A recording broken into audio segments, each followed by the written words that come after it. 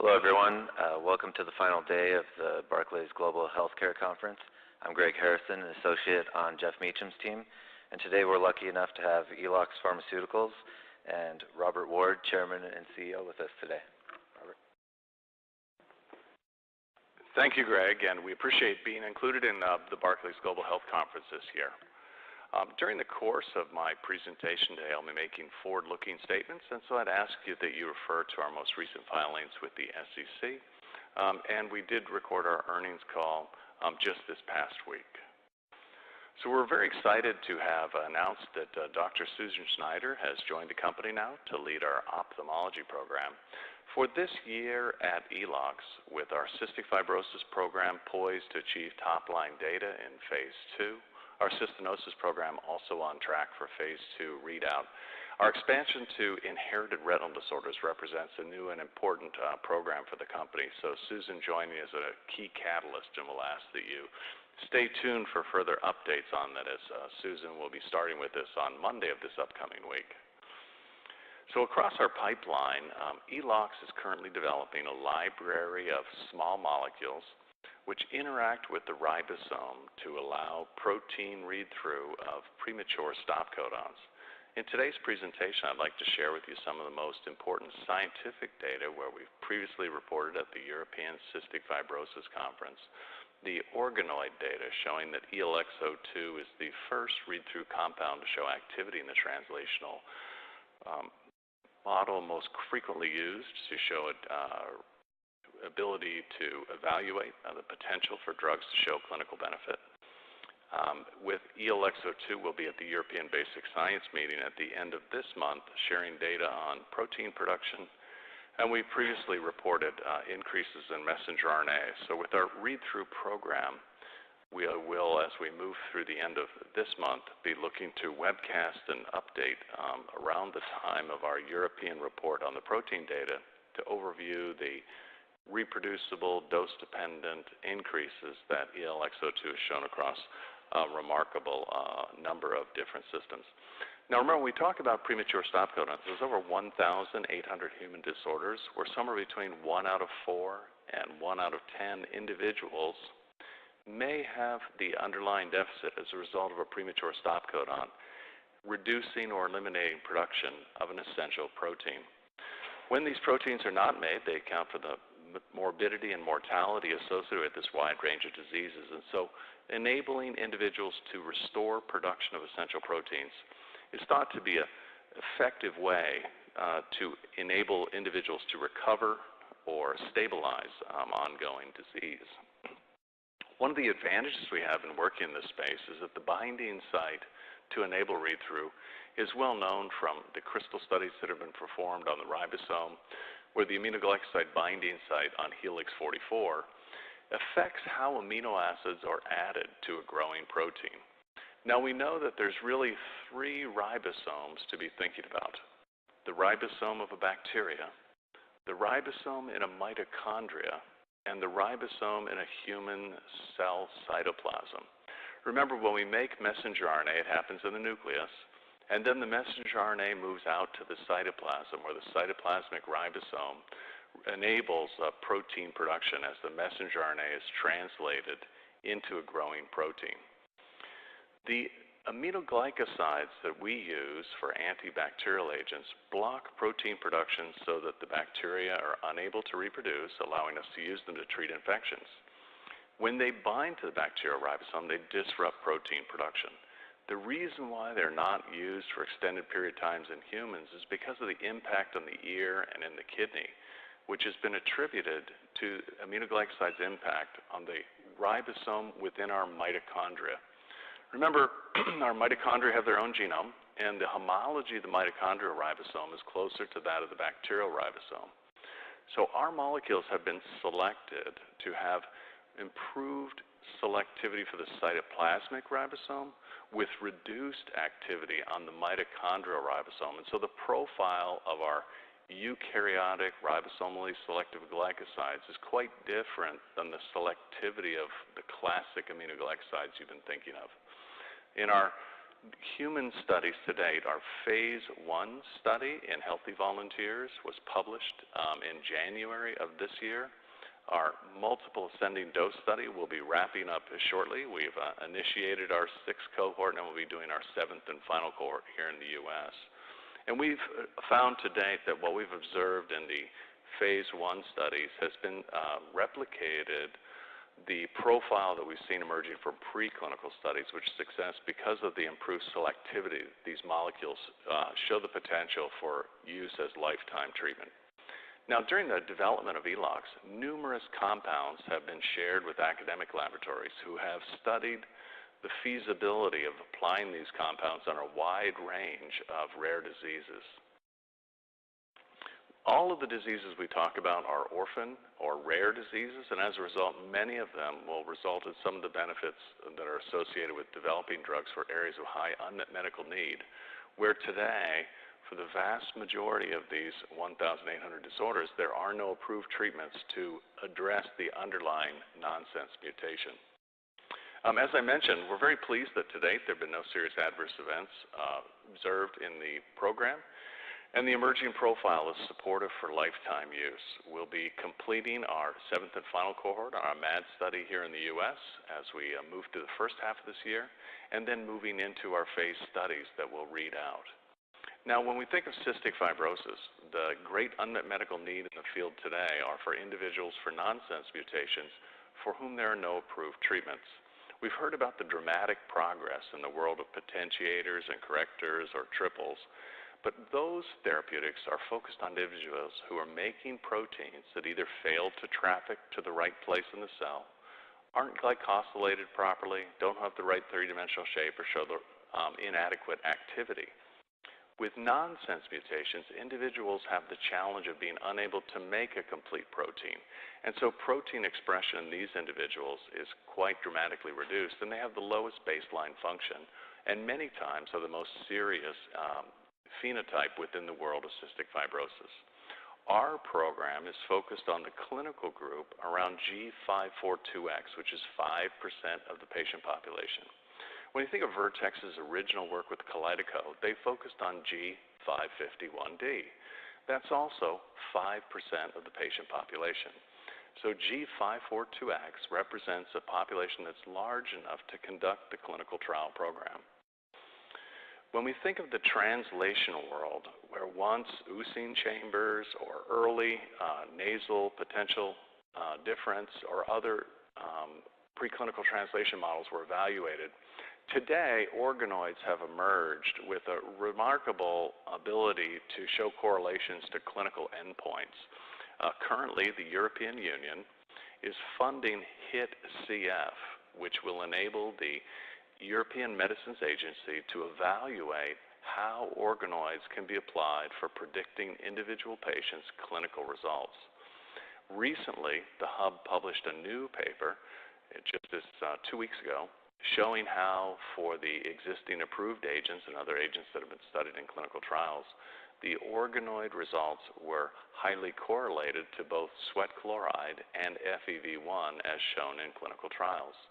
We recently joined the HIT-CF that will ensure that nonsense mutations are involved in the 500 individuals from whom they'll be collecting organoids. We anticipate that organoids will continue to play an increasingly important role, not just in expansion of product labels or personalized medicines, but will eventually be used within the drug approval process as well. So the model involves harvesting stem cells from individual patients, and you can see on the left where it says vehicle, that if the individual has a dysfunctional CFTR, that while the mini organs do grow in a spherical shape, they look like a deflated balloon. When CFTR function is restored, the organoids are able to transport chloride into the center of the organoids, and they swell like a balloon that's inflating. Today in the Netherlands, Vertex has received reimbursement for genotypes of patients outside their product label based on the response of those individuals to organoids. So organoids are an increasingly important part of the world of cystic fibrosis. Now, when we talk about nonsense mutations, we know that when the messenger RNA is first made in the nucleus, Remember, genes have a coding sequence and then an intervening sequence. The intervening sequence is cut out, and the coding sequences are joined together in the messenger RNA. At each of those junctions, a series of proteins known as the exon junction complex sit on top of the ribosome. If you pick on top of the messenger RNA, if you picture the ribosome sliding down the messenger RNA and knocking the exon junction complex off, that's what occurs in the nucleus, in the pioneering round.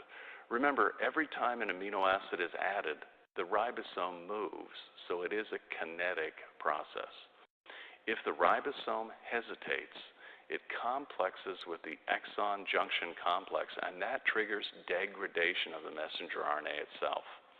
So for protein production, when the messenger RNA moves out into the cytoplasm, this original nonsense-mediated decay is a nucleic process. And so when the messenger RNA escapes nonsense-mediated decay, it then goes out to the cytoplasm for constitutive protein production.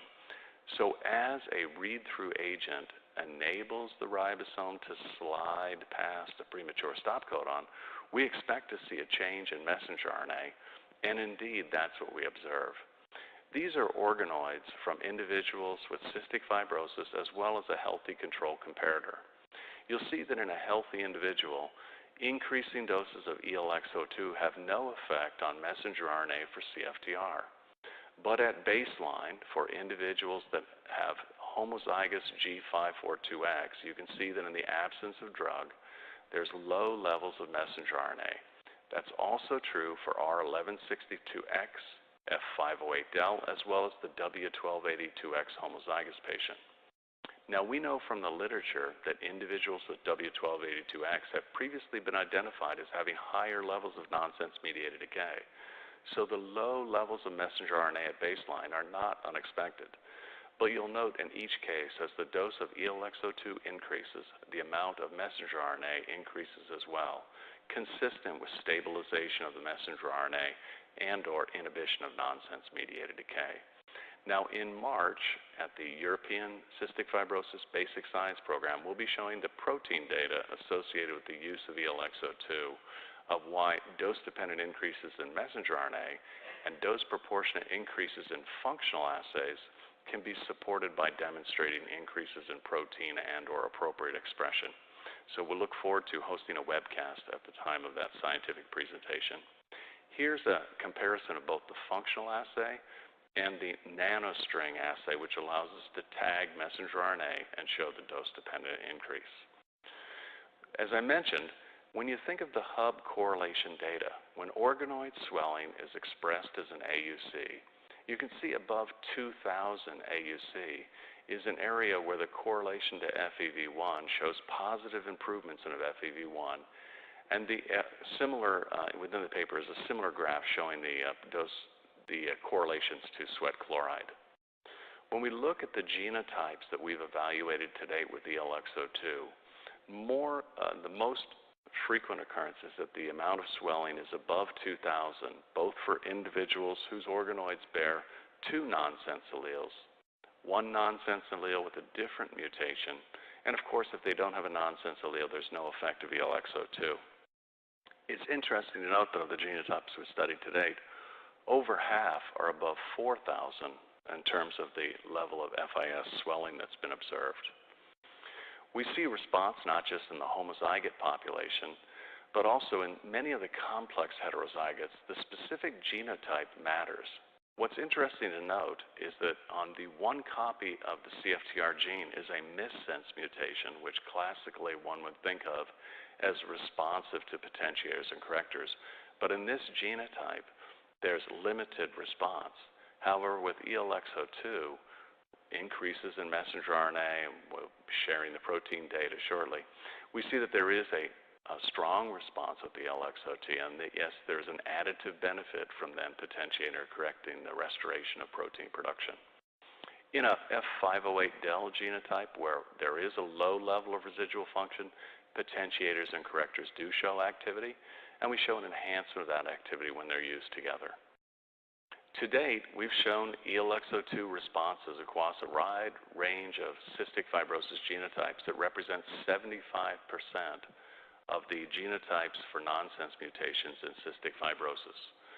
As you can see here with the new genotypes, again, we see a dose proportionate response, and they do exceed what we consider the 2,000 AUC threshold for indicating potential for clinical benefit. So we're very excited about the progress we've made. Today our CTA is open in Europe. We have orphan designation. Our MAD study will complete here in the first half of the year. We'll be reporting top-line data from phase 2 on no more than 24 patients. Phase 2 study, of course, primary endpoint will be safety with exploratory endpoints of both sweat chloride and FEV1. We're looking to extend the trial to include the U.S. as well. And we'll look forward to hosting a webcast right at the end of the month with an update on the basic science meeting. So our nonsense mutation potential, if you think about it, relates to achieving the right concentration of drug in a tissue for the right period of time to restore protein production. 6 different molecules from ELEX have been used by academic labs in different inherited retinal diseases and demonstrated by Western blot restoration of protein production, demonstrated by immunohistochemistry appropriate expression within the retina itself, as well as publications pointing to biocompatibility of these molecules. We've extended these findings by initiating IND-enabling studies where one of the first steps is to look at what's known as the electroretinogram, which is similar to the EKG, but the ERG measures electrical activity within the retina itself, as well as the safety for retinal exposure. And now, aminoglycosides are known to reduce or ablate the beta wave of the ERG, and have also been associated with retinal whitening or having a negative impact on retinal histology. So we're very pleased that our molecules show a very different profile. And at ARVO, the Association for Research in Vision and Ophthalmology, right at the end of April, we have our first abstract accepted in ophthalmology, and we'll look forward to sharing more information about the program at that time. We do intend to launch the program focusing on Usher syndrome. Now remember, Usher syndrome is 10 different proteins, some of which are functional and some of which are structural, which result in a loss of vision and in many patients, coordinated loss in hearing as well. We're very pleased to have entered into a partnership with the Foundation Fighting Blindness and had an opportunity to present at their Investing in Cure Summit just a few days ago.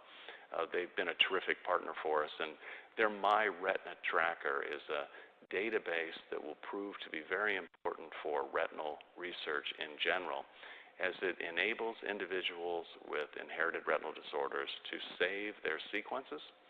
So as researchers like our company go to work in Usher syndrome or at retinitis pigmentosa or other important areas, that the underlying sequence of the proteins for the disorder are known, which enables us to identify populations that will be suitable for clinical research.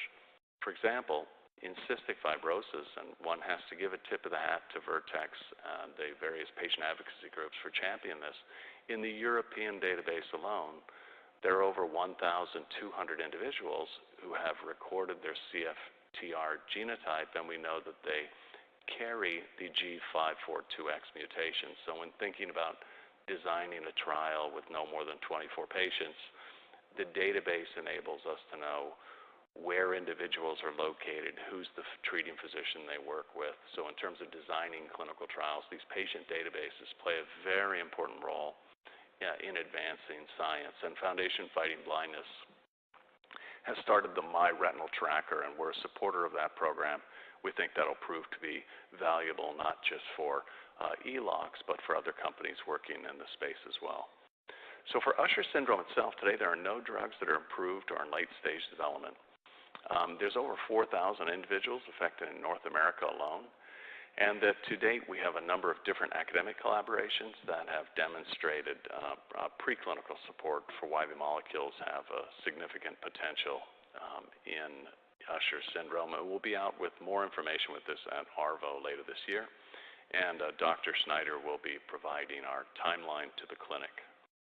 So today, Eloxx Pharmaceuticals has a very experienced leadership team.